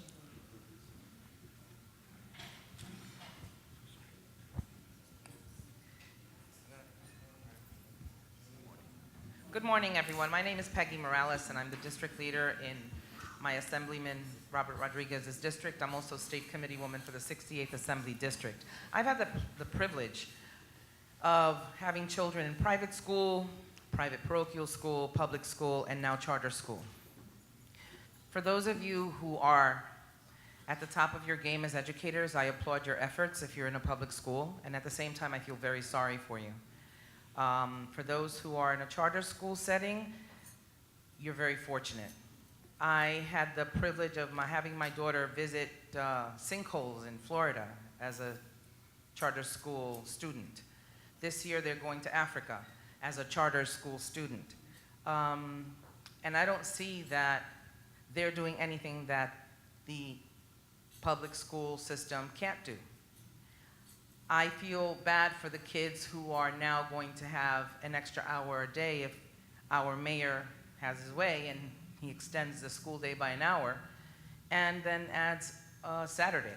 Why? Because unless the entire curriculum is rewritten, unless the entire plan is redone and looked at very carefully and looked at very objectively with children first, I don't care how many hours extra you give the schools, I don't care how many days extra you give the schools, you can add an 8th day to the week, it's not gonna make a difference. And I can say that from experience. So, you know, you have a tough job ahead of you. And it gets tougher as soon as kids reach the 5th and 6th grade because parents, not I, but many parents disengage and believe they're old enough now to do what they need to do. They go to school. If I can, I'll go to parent-teacher night. But it becomes less and less and less important. And without us, the parents involved on the ground floor, as part of the foundation that helps to support the school system, it's not going to work. I don't care what we do, it's not going to work. The charter school demands that I be involved. They don't give me an option. They call me, they send me a letter, and then they even come visit our home if something has happened and the child hasn't been there for several days. Why can't that same model be superimposed to the public schools? You know, there's just so much more engagement at the charter school level. And yes, I understand the deficit. I understand the money issues. I understand a lot of it. But I also see a lot of waste.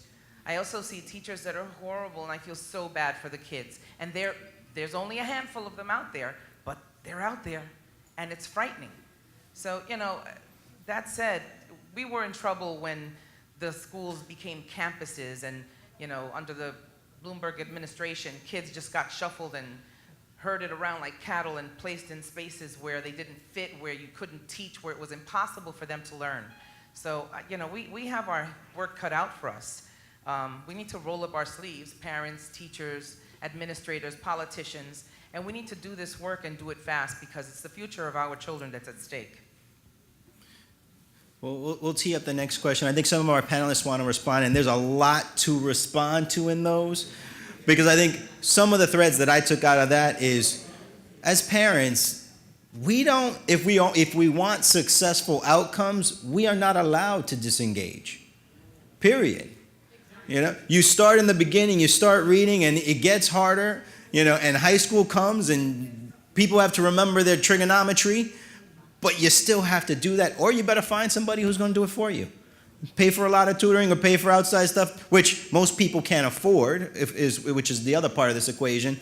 But essentially, we can't disengage. You can't disengage until you're done. And adding the school days, and basically, to that point, we are giving them more to teach, right? We're giving them the Common Core saying you've got to do more. So we're going to need more of the time. But I want to let our panelists try and dip into that too. And then show me hands again so I can get the next question ready. Is that Wanda back there? All right, that's a wave and everything. Then we'll go to Jackie. So I just want to make a couple of comments. Y voy a respirar hondo. Right? Because that was loaded with many, many, many, many misconceptions that we have all bought into in this room. Right? And there's a lot of politicians here. My borough president is sitting back there, right? My guy, right? We use this phrase, children first. They're the first ones that when the politicians put the money out, cut it somewhere else, right? Children first. Children first depends on the school that you're going to, all right? Because if children first in my charter school, and you're the parent who's not doing what we want you to do, your son is not going to be there very long. I, as the public school teacher, do not have the luxury of saying, pa fuera, tú no te quedas aquí. That don't exist, right? So we need to first really address that issue, and that's an issue of equity, all right? When the Bloomberg administration created the school at Tweed, what the biggest disadvantage that school did was, look, let's take these little poor kids, send them there for 2 weeks, let them see what they'll never have at their school. That's what that school did. That's what that system created. We as Latinos and minorities allowed this argument over charter school versus public school become a reality. We allowed it because we said that the school that was in that room could paint their walls, could buy the materials they wanted, right? But the kids on this side could not go through a different vendor. This was not the year that they could paint, okay? And you created a second division of class among Latinos, among minority students. Come on, let's not buy into that. But I must say, there are many, many public schools doing exactly what you spoke about. I can rattle them off. Because as part of one of our contractual negotiations, we have created and invested time and energy in, over the next 5 years, creating 200 schools where they have the flexibility to, number one, go against any state regulation with the help of the Department of Ed and the UFG trying to figure out how do you push against state rules that have been put in place to keep our students down. Don't be fooled, okay? So those schools do exist. There are schools doing expeditionary learning where those kids can go after an 8-week cycle to do the sinkholes and all those other things and get real world experience. They exist. There's plenty of public schools. Academy of Software Engineering, doing the most amazing work.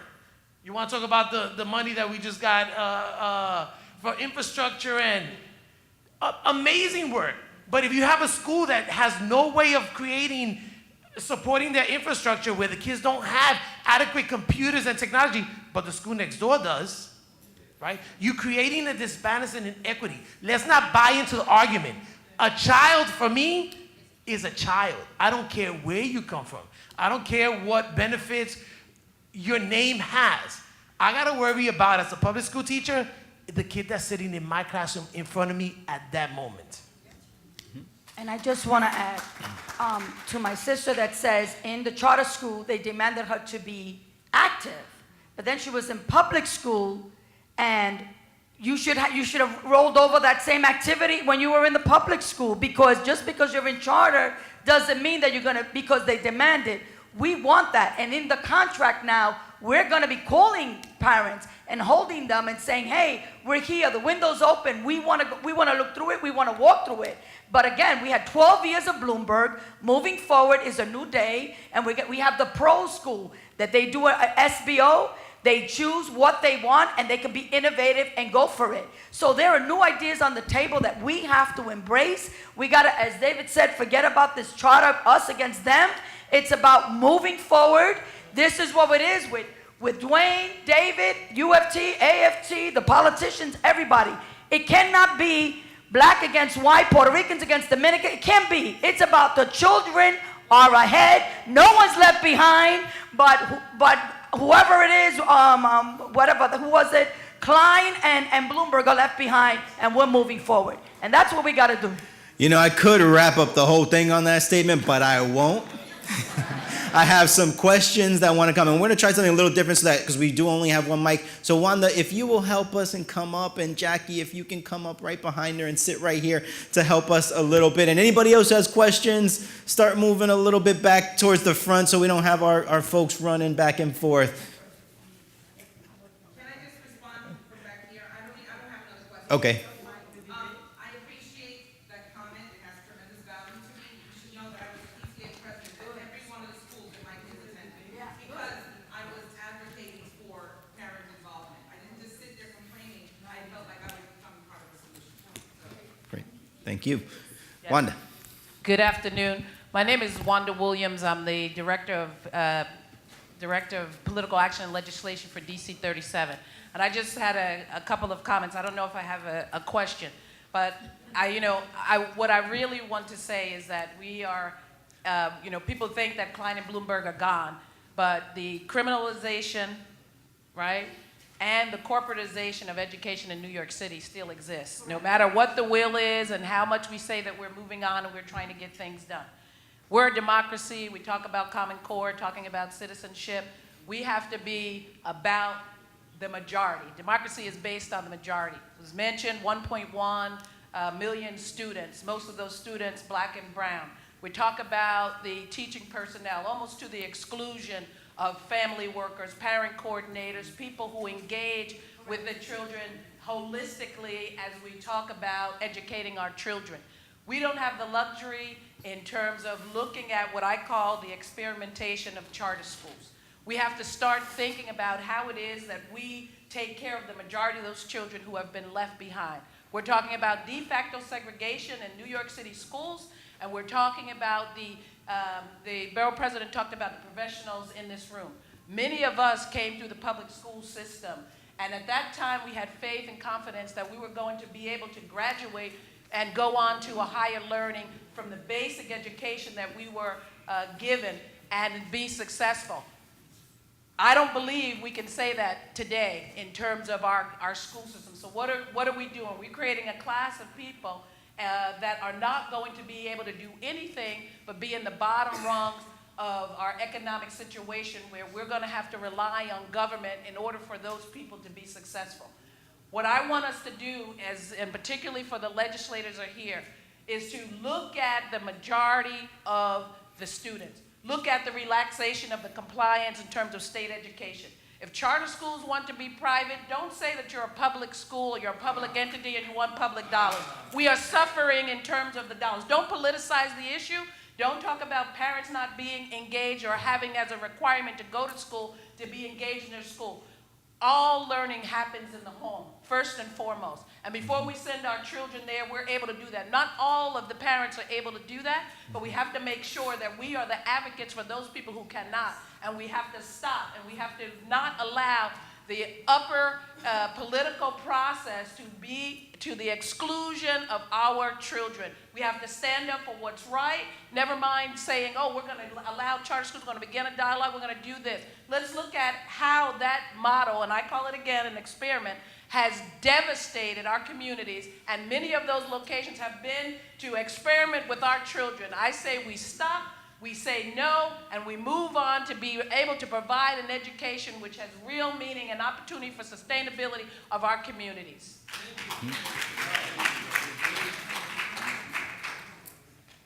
Jackie Paredes with NYSUT, New York State United Teachers. I lobby on policy education for the union. And one thing that I wanted us to mention is in regards to a successful, we think, implementation of the Common Core's professional development for teachers. Prior to the recession, New York State invested $40 million in its teacher centers. Teacher centers is a resource guide basically for teachers by teachers. It's where teachers talk to each other, share best practices, and do things on a very different levels with parents, with community groups, with principals. And currently it is funded at $14 million. We need to invest in professional development in this state. We need to prepare our teachers and give them the tools that they need. Our great Attorney General has secured over $5 billion in windfalls, and we hope that a commitment towards education is clearly made, not only in an increase in school aid, but also in an increase in teacher centers, which, by the way, has the most successful public-private partnership in pre-K through 12 professional development. These teacher centers leverage dollar for dollar in the private sector. So even though the state only invests $14 million, they bring in $28 million worth of resources. So it is really, really essential that the state increase its funding for teacher centers. Also, moving forward, I guess, one thing that we wanted to mention, another elephant in the room, besides CFE and besides the election on Tuesday, is the property tax cap that impacts the rest of the state outside of New York City. Currently, a tax cap was put in place into the state 4 years ago. Outside of New York City, public schools are funded through property taxes as well as through state aid. The law that was passed is property taxes cannot increase more than 2% or the rate of inflation. Currently, the past 2 years, schools outside of New York City through property taxes have only been able to raise 1.46%. So the schools are being starved. And we need to basically amend that. And I just wanted to mention the elephant in the room, because outside of New York City, we cannot raise funding for schools. So moving forward, one thing that I did want to mention, and I'll close with this, is David did mention Vote Cope, NYSUT's political arm. And you know, the fact that during elections, people make commercials and do things based on their priority. Vote Cope raised $4.5 million. 13 hedge fund managers raised $4.9 million. We have said it is up to the legislature to decide if they're going to listen to 13 billionaires or 600,000 educators, parents, and community members. Thank you. And our borough president moved forward, so we're going to give him the opportunity to make some remarks.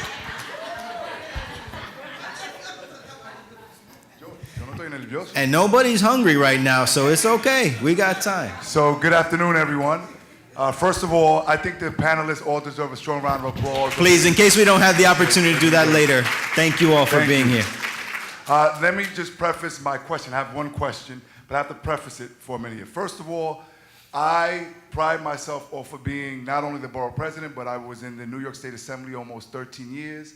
Every one of those years I served in the Education Committee. And I believe, and I know that Phil Boyle is here, and I know that Robert is here, I believe that there's no elected official in the city of New York who invests more time in education and inside a school building than yours truly. I strongly believe that. I've also have been a champion of labor my entire political career, okay? No one can question that. I say that because when we talk about charter schools, and I believe that charter schools has pitted adults against adults, and that was established here today. And the kids are listening. The kids are smarter than ever. So for me, when I look at charter schools, and by the way, I support charter schools, and there's a lot of different rhetoric on both sides, and there's a lot of emotion on both sides, and everyone is trying to beat the other side with a punch to the gut or a punch on the chin. But the kids are listening. And the kids who are listening from the public school side are listening to adult, pro-charter adults attacking them, and vice versa. On the charter school side, this is what I see, ladies and gentlemen, and this is why I support it. I am a product of the public school system. I put Reso 8 money as a borough president. You know, the majority of my money goes into the school, public schools. But I support charter schools because when I look at the lottery, what I see in those lotteries are a lot of tears. There are tears from everybody, kids who get accepted and their family members, and kids who don't get accepted and their family members. That's number one. Number two, when you hear from the other side, well, there's a lot of private dollars that go into charter schools, and there's like the privatization of schools. There are private dollars that are being raised, but a lot of that goes, in my opinion, and again, I'm gonna set it off, and you guys can come at me the way you want, I'm a big boy, but that's to subsidize the difference per capita that the charter school students don't get versus the public school students. And what I don't see, yes, that is true. So the per capita, a public school student, if you look at the city of New York, in the public school, students get more than the charter schools. So what the charter school administrators do is that they raise private dollars from Wall Street, from hedge funds, and what have you. That is true. What I don't see are rich kids in the Bronx going to charter schools. So when people take shots at Wall Street and you privatizing, it's not like they're using that private dollar or hedge fund dollars for rich little kids. They're going to kids from the Bronx as well. We could have a whole debate on whether they're creaming or whatever, whether you have enough L's, that's a whole nother debate. My question is, however, when I see that a kid is crying because they got in, or a parent is crying, and I'm using myself as a variable for elected officials, they may not want to say this. When I see kids who don't get it and they're crying, and parents wanting their kids in charter schools, and obviously there's this whole debate, but then I also see a public school like my good friend Louis Torres in PS 55, who has coexisted with a charter school for a number of years there, and they get along perfectly fine. And everybody gets along perfectly fine. My question is, politically, is there room for an elected official like myself, and someone said it out in the panel, are we really for children first?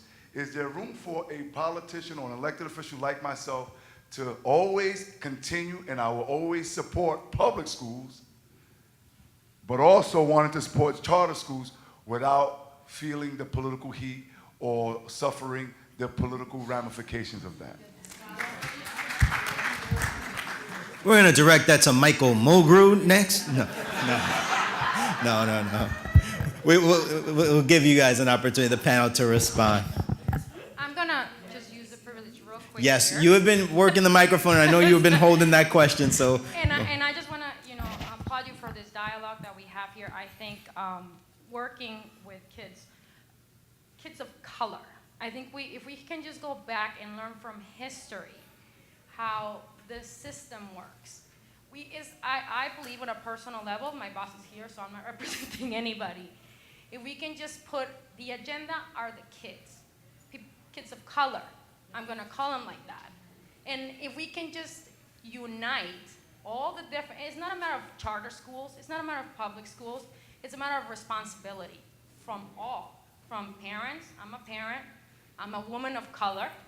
I know I don't look like one or what the stereotype that it is, but for me, I think it's important that we all start this with responsibility. If we can all take responsibility as parents elected officials, charter schools, public schools, come together, because that's what's gonna make the difference.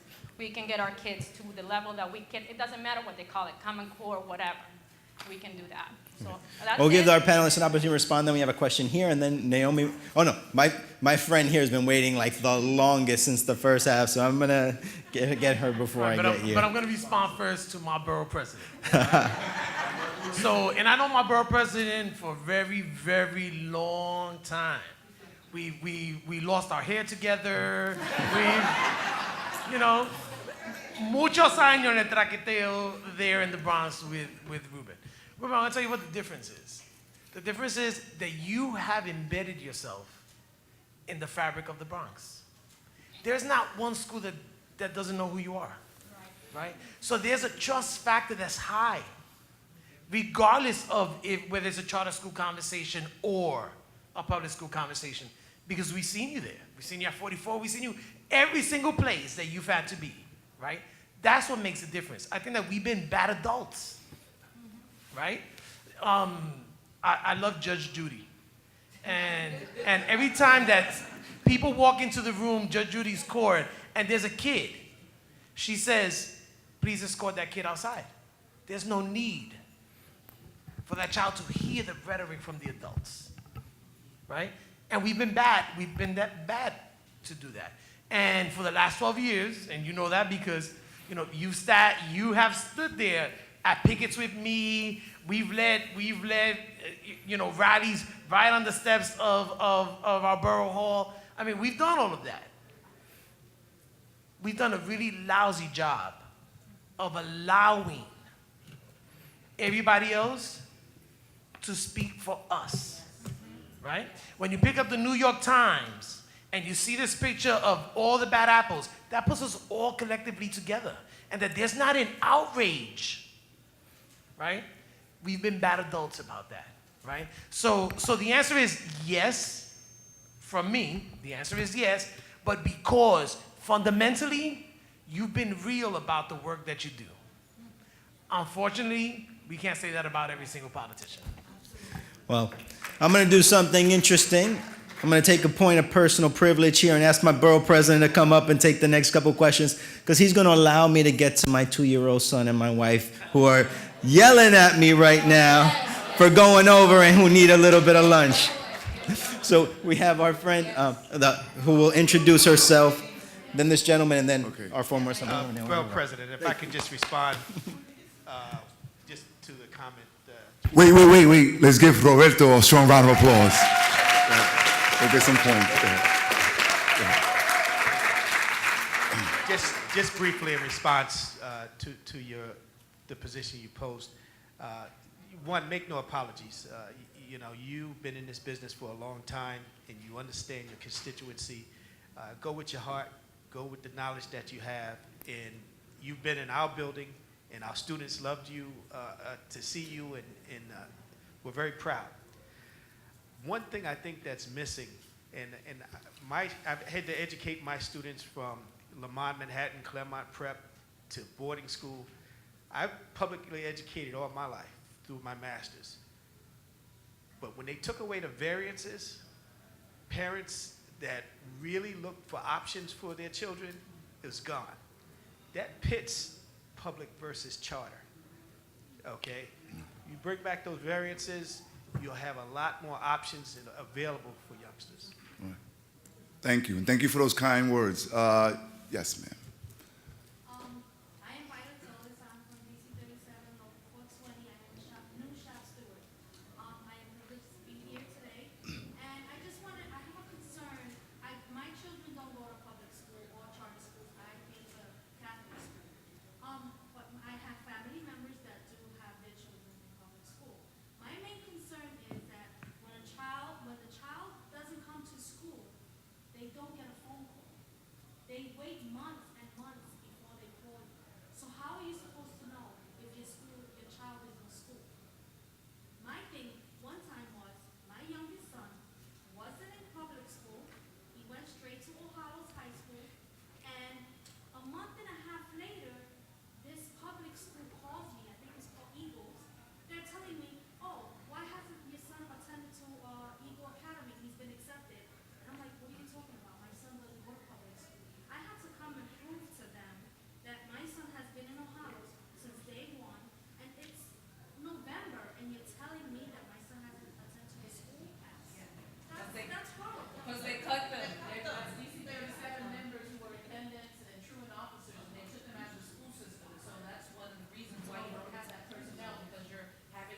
Okay, Wanda, does anyone of the panelists want to handle that one, or do you accept? I think we have a new answer. For New York City public schools, where there's a new system, we have ARIS. This is not on my system, so it's a DOE. There's ATS and there's ARIS. The issue with the Department of Education, now we have a new system called STARS. What happens is, DOE spend billions of dollars on ARIS. ARIS doesn't talk to ATS. ATS doesn't talk to ARIS, and neither one of those systems talks to STARS. So figure that out. Billions of dollars down the drain. So now what they're going to do is they're going to shut down ARIS, shut down ATS, and STARS is going to be the new system. Now, what's happening is now teachers with report cards have to put this information in STARS and ARIS and ATS. So who figure? Going forward, now there'll be one system moving forward that would be able to, attendance teachers, truant officers, whatever it is, can now look at one system. Hopefully, that's that window. Let's keep the window open. We'll move forward and have it the right way. Thank you. Just 1 second. A little housekeeping here. I don't know if he was introduced, but we have Assemblyman Brian Kavanaugh with us here in the back. And I would hope to see more and more elected officials in this, but there is one who is not from New York. He's a very important figure here in Puerto Rico. I don't know if he was introduced. He is the majority leader of the Senate in Puerto Rico. He's been here the whole time, nice and quiet in the back. He's my good friend, Majority Leader Eduardo Batia, sitting in the back of the Senate. Thank you. Yeah, yes.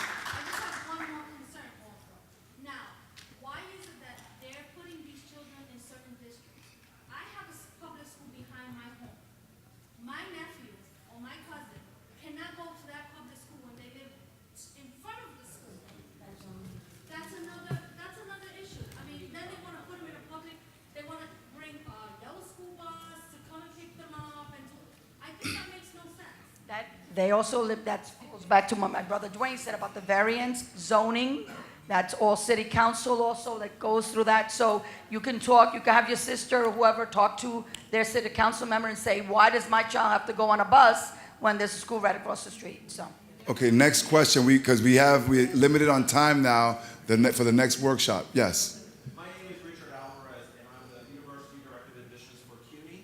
Also a past president of the New York State Association for College Admission Counseling, and a former member of the Board of Directors for the National Association for College Admission Counseling. And this is a request to make sure that each school has a dedicated team of professionals who only do college and career placement, not a part-time teacher who's doing college counseling, not a guidance counselor who's doing college counseling, because you do need to have those professionals who are going to help the principals and the academic side of the house talk about what that high school is doing to prepare students for the college level, and they need to understand what's happening at our college level. So please make sure that that is something, and for our elected officials, particularly in Albany, to make sure that funding exists, and for our UFT colleagues, there is not a state in the country that requires a counselor to have a college admissions course in their master's or for certification. So that would be a good place to make sure that the professionals who are going to help our students access career and college are well prepared. Thank you. We'll take one last question if there is one. Yes. Oh, I'm sorry. Okay, we'll take a couple more. Go ahead.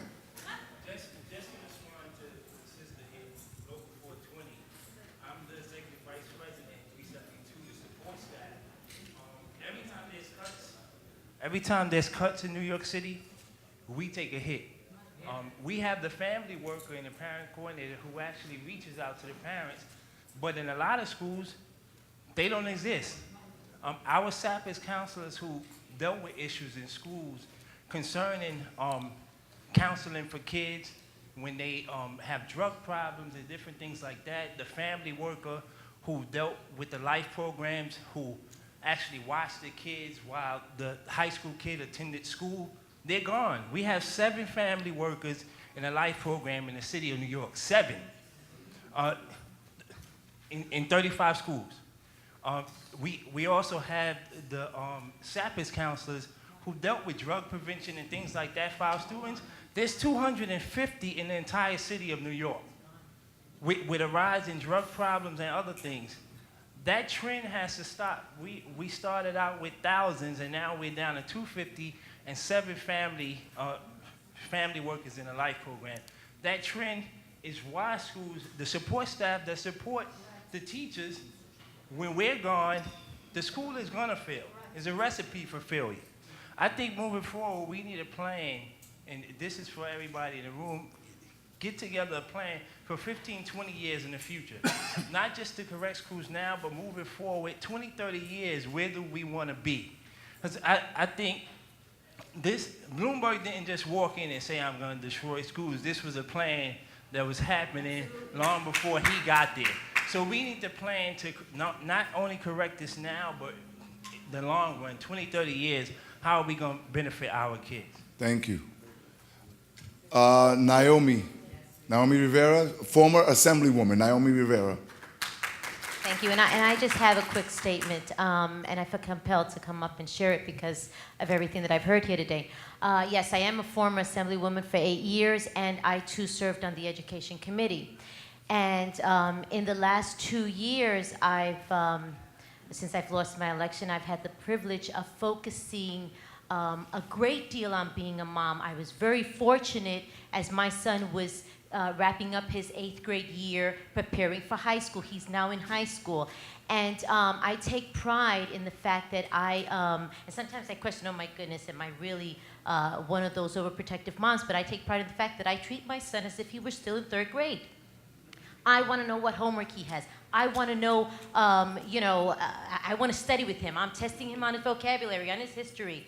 However, I know that there are a number of parents that do not have the luxury of taking the time and effort, because let me tell you, it is time and effort to do that. And I find myself with a full-time job doing that. And there are parents that have more than one child. And there are parents that are a single parent in the household that are working 1 or 2 jobs just to try to make ends meet. This is not just about responsibility. Yes, responsibility at the home, responsibility with our teachers. It is about the bottom line, funding. Funding. I am a supporter of my borough president. Thank you. I am a supporter of charter schools. I am not a supporter of the funding formula.